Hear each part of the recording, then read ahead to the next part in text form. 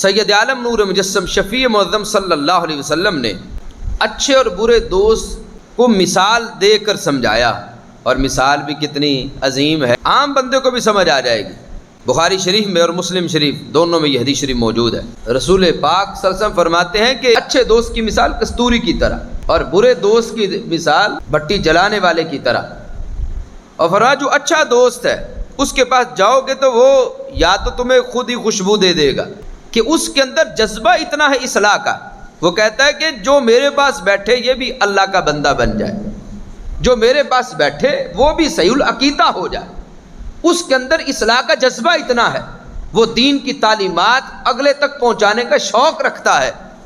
اور وہ اس اصلاح کی کوشش کرتا ہے۔ اور پھر دوسرا یہ ہے کہ یا جو اس کے پاس گیا ہے وہ کستوری خود ہی اس سے خرید لے گا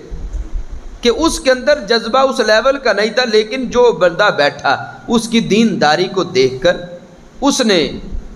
خود اپنے آپ کو پیش کر دیا اور کہا کہ میں چاہتا ہوں کہ آپ مجھے اللہ کے رستے پر چلائیں، مجھے دین کے رستے پر چلائیں۔ اور تیسرا رسول پاک علیہ السلام نے فرمایا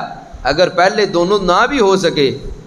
تو کستوری کی خوشبو کو کوئی روک تو نہیں سکتا، وہ خود بخود تمہیں آ جائے گی کہ جب اللہ کے نیک بندے کے پاس بیٹھو گے، واعظ و نصیحت سنو گے، قرآن و سنت کا فہم اور قرآن و سنت کی تعلیم سنو گے، ورنہ تمہارا دل خود اس خوشبو کو محسوس کر کے عمل کی طرف راغب ہو جائے گا۔ برے دوست کی مثال بھٹی جلانے والے کی طرح ہے کہ اگر اس کے پاس بیٹھو گے تو تمہارے کپڑے جلا دے گی، کہ بندہ پاس بیٹھے تو آگ اڑ کے کپڑے جلا دے۔ فرمایا اگر ایسا نہ بھی ہوا تو اس کی بدبو تو تمہیں آئے گی نا، بدبو سے تو کوئی نہیں روک سکے گا۔ رب برے دوست سے پہلے نمبر پر تو یہ کہ تمہارے کپڑے جلیں گے، کہ اگر وہ گناہ کرتا ہے یا بد عقیدہ ہے تو اس کے پاس بیٹھو گے تو بد عقیدہ بن جاؤ گے۔ اور یہ نہیں کہ کوئی کہے کہ ہر کسی کی بات سن لینی چاہیے، نہیں، دین کہتا ہے ہر کسی کی بات نہیں سننی چاہیے، جو بری بات کرتا ہے اس کو سننے سے اپنے آپ کو روکنا چاہیے۔ فرمایا اگر برے دوست کے پاس بیٹھو گے،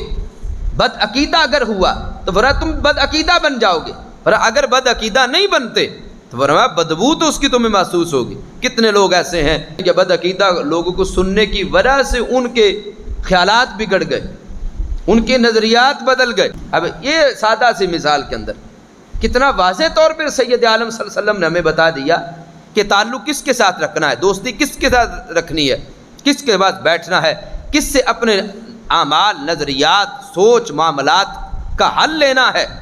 اچھے بندے سے لیں گے تو انشاءاللہ کردار کے اندر، سیرت کے اندر ایک